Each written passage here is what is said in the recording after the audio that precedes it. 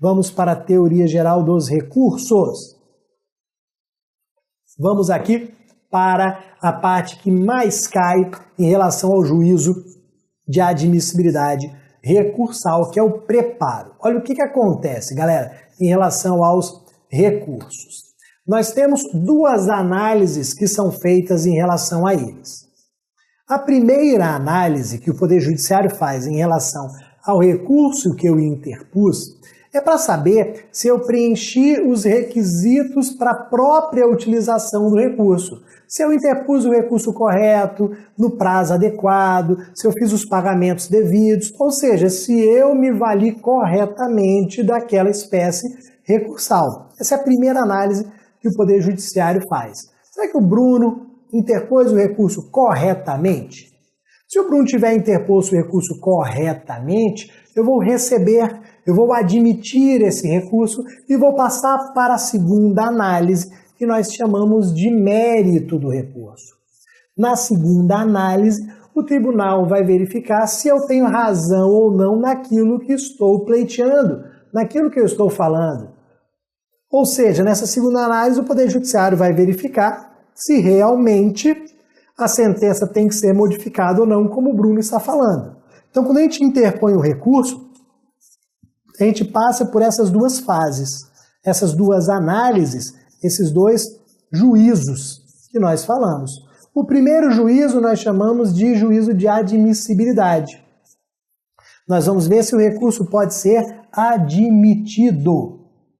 Então, nós vamos ver aqui se o recurso será admitido, recebido, se eu preenchi todos os requisitos. Se eu tiver preenchido todos os requisitos, ele passa para o segundo juízo, que é o juízo de mérito, para ver se a decisão está realmente errada, como o Bruno está falando, se a decisão precisa ser modificada, corrigida, ou se o juiz acertou, se ele proferiu uma sentença corretamente. Essa que é a ideia aqui, ok, galera? Agora, quais são os pressupostos de admissibilidade? Quais são os requisitos para a utilização do recurso? Vou aqui nominar alguns, mas nós vamos destacar o mais importante, o que mais cai em prova. Primeiro, o Poder Judiciário quer saber se eu interpus o recurso cabível, o recurso correto. Então, irá analisar o cabimento. Então, o cabimento está relacionado à ideia de se o Bruno interpôs o recurso correto ou não, cabível ou não. Em processo, talvez a pergunta mais comum que a gente ouve é o seguinte: qual é o recurso que cabe da decisão tal? Que recurso cabe da decisão tal? Que recurso interpor da decisão tal? Ou seja, qual é o recurso adequado previsto em lei para impugnar aquela determinada situação? Qual é o recurso cabível? Esse é o cabimento, ok? Só que vamos lá, não adianta nada interpor o recurso correto, o recurso cabível, se eu errar em relação ao prazo, se eu não respeitar o prazo legal para aquele ato processual. Então, por isso que nós temos também aqui a tempestividade como requisito de admissibilidade. Então, vamos ver se o Bruno interpôs o recurso dentro ou fora do prazo. Tempestividade. Tenho que analisar, e aí entrando no ponto que interessa para a gente, se o Bruno fez os pagamentos devidos. Porque para recorrer tem que pagar. Então, se o Bruno fez os pagamentos devidos ou não, significa dizer que nós vamos analisar o requisito chamado de preparo recursal. Então, ouviu falar em preparo recursal, galera? Vai lembrar de dinheiro. Vamos ver se o Bruno fez os pagamentos devidos, corretos aqui. Ouviu falar em preparo, lembrou de din-din, lembrou de dinheiro. Esse preparo aqui, ele pode ser diferente a depender de quem está recorrendo. Quem está recorrendo? O reclamante, o empregado. Quem está recorrendo? O reclamado, a empresa. Dependendo de quem esteja recorrendo, esse preparo vai ser diferente. Às vezes não tem preparo, Às vezes tem um preparo com um ponto apenas, que nós vamos ver, ou então um preparo mais complexo. Vamos anotar aqui que as duas parcelas que podem compor o preparo são, vamos lá, custas processuais e depósito recursal. Então, as duas parcelas que podem compor aqui o preparo são custas processuais e depósito recursal. As custas processuais, elas constam na sentença. O juiz, na sentença, diz qual é o valor das custas processuais e quem é responsável pelo seu pagamento. Então, nós vamos lá para a sentença, no finalzinho dela, no dispositivo, e vamos ver que as custas foram fixadas em R$200 pelo reclamante, R$200 pelo reclamado, ok? Já o depósito recursal, ele tem um valor máximo fixado pelo TST e regularmente atualizado, ano a ano atualizado, geralmente em agosto ele é atualizado pelo TST. Então fixa-se um limite máximo aqui, um valor máximo a ser depositado para a interposição de um recurso. Não nos interessa aqui para a prova os valores exatos do depósito recursal, isso não é cobrado. Por isso que eu vou utilizar aqui valores, só para a gente entender qual é a lógica, valores bem arredondados. Então nós vamos colocar aqui, ó, o depósito recursal para o RO, para o recurso ordinário e para o recurso de revista. Eu não estou exagerando nos valores não, galera, ok? Não vou aqui não estou exagerando aqui nos valores. Vou colocar valores arredondados, só que muito próximos da realidade. Eu vou colocar aqui o valor máximo a ser depositado para interpor um recurso ordinário é de R$9.000 e o valor máximo a ser depositado para o recurso de revista é R$18.000. Então, 9.000 para o RO, 18.000 para o RR. Bruno, então pode ser aqui que a parte tenha que interpor R$18.000 para interpor, porque tem que depositar R$18.000 para interpor recurso? Exatamente. Então tem gente que não vai conseguir interpor recurso, tem empresa que não vai conseguir interpor recurso, ok, é isso mesmo. Às vezes a empresa deixa de interpor um recurso porque não tem dinheiro para o depósito recursal. E para a empresa, você geralmente não tem justiça gratuita, a empresa se ferra, realmente deixa de interpor recurso. Essa que é a ideia. Você vai barrar a interposição de recurso porque aquela empresa não tinha como realizar o depósito recursal. Não é inconstitucional, é totalmente válido, é aceito, ok? Leve isso para a sua prova. Só que eu falei para vocês o seguinte, que o preparo ele pode consistir em custas e no depósito recursal. Mas vamos lá. Eu, empregado, estou recorrendo. Se eu, empregado, estou recorrendo, no máximo eu vou pagar as custas. No máximo, as custas. Se a empresa está recorrendo, ela vai pagar as custas mais depósito recursal. Então anotem aí que esse depósito recursal de 9.000, 18.000, isso só é realizado pelo empregador, pela empresa. Só o empregador é que realiza o depósito recursal. Então como é que é o preparo do empregado? Custas. Como é que é o preparo do empregador? Custas mais depósito recursal. Bruno, eu, empregado, vou recorrer. Eu não tenho dinheiro para pagar as custas. E aí? Não vai pagar as custas. Por quê? Você vai requerer ou será deferido para você, se já não foi, a justiça gratuita. Então pode ser que o recurso interposto pelo reclamante, pelo empregado, não tenha preparo algum, seja gratuito, porque a ele foi deferido o benefício da justiça gratuita. Ok, galera? Agora vamos para os limites desse depósito recursal que será feito pela empresa. Quais são os limites aqui desse depósito recursal? Vamos lá, galera. A ideia é a seguinte, eu tenho dois limites. Vamos trabalhar com dois limites, vou manter aqueles valores ali em cima. Vou trabalhar com dois limites. O primeiro limite é o valor da condenação.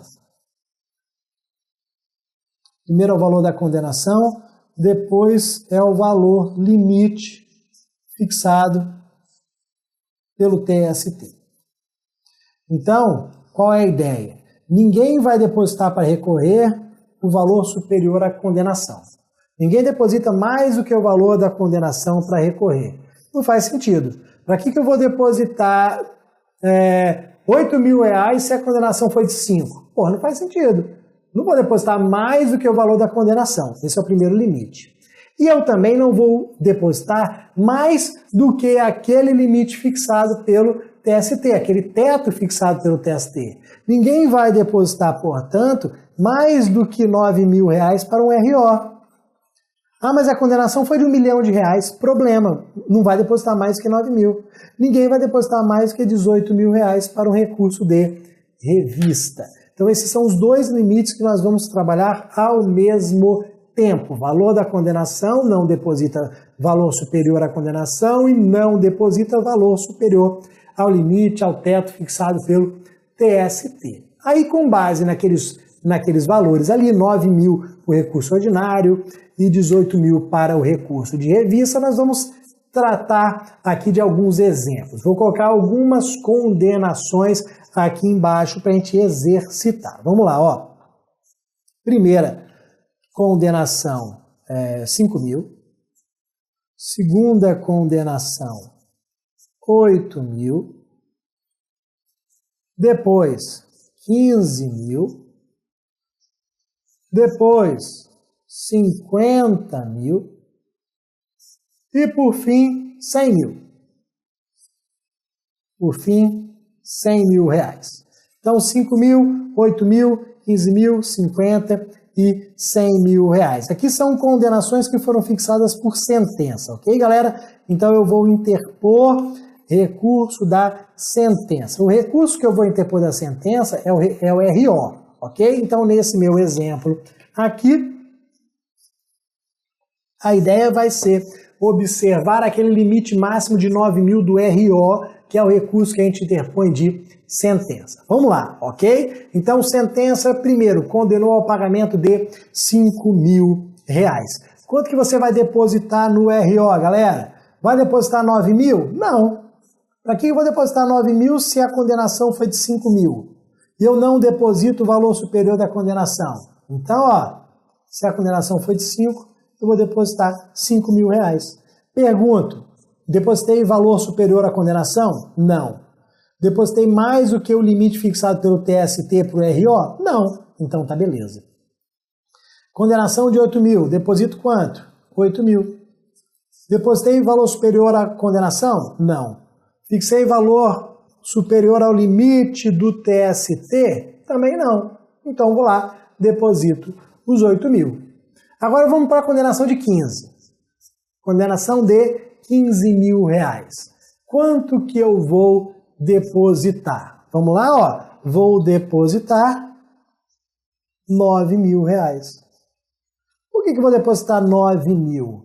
Porque ninguém pode depositar, ser levado, né, a depositar mais do que o limite fixado pelo TST. Se o limite é 9 mil, ninguém deposita mais de 9 mil, independentemente do valor da condenação. A condenação é 15, vou depositar 9. A condenação é de 50, vou depositar 9. A condenação é de 100, vou depositar 9. A condenação é de R$1 bilhão, vou depositar R$9.000. Ok, galera? Essa aqui é a ideia dos limites. Tomem cuidado com isso daqui. Agora, a gente fala em depósito recursal, em depositar a quantia, porque eu estou sempre falando aqui de condenação pecuniária. condenação ao pagamento de quantia. Só que nem sempre nós teremos condenação pecuniária. A Justiça do Trabalho também condena em obrigação de fazer, obrigação de não fazer e obrigação de entrega de coisa. Claro que na maioria das vezes a condenação é pecuniária, é ao pagamento de quantia. Mas imagina que você quer interpor recurso ordinário de uma sentença que criou uma obrigação de fazer. Você quer recorrer de uma sentença que criou uma obrigação de não fazer. Você quer recorrer de uma sentença que criou uma obrigação de entrega de coisa. E aí, vai ter depósito recursal? Não. Depósito recursal a ser feito pela empresa, a ser feito pelo empregador, só quando houver condenação pecuniária, quando houver condenação ao pagamento. Isso nós temos aqui na súmula 161. Súmula 161 do TST.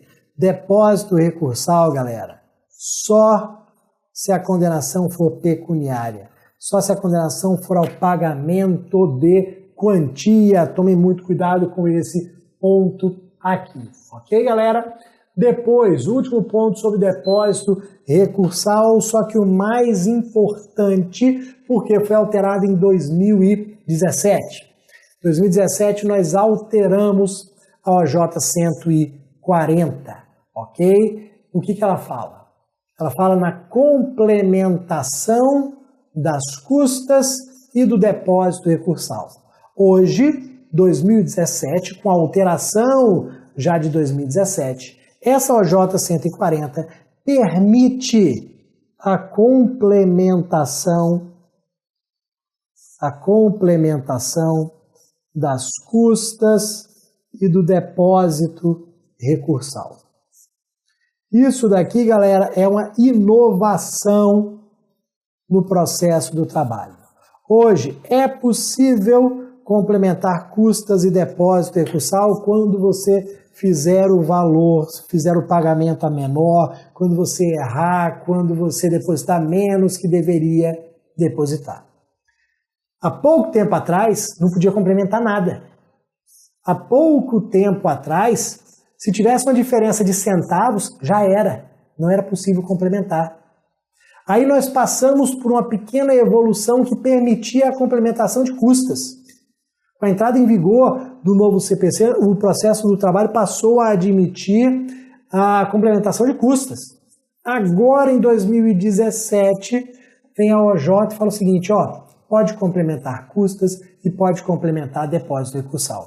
Se você fizer o pagamento errado, equivocado, você tem que ser intimado para em 5 dias complementar. Então anotem que essa complementação de custas e depósitos se dará em 5 dias. O juiz ele tem que te intimar para complementar em 5 dias. Se você não complementar, o seu recurso vai ser inadmitido. Se você complementar, fica tudo ok. Só que qual que é o detalhe, galera? Nós estamos falando de complementação. Aqui pode surgir uma pegadinha das bancas. Nós estamos falando em complementação.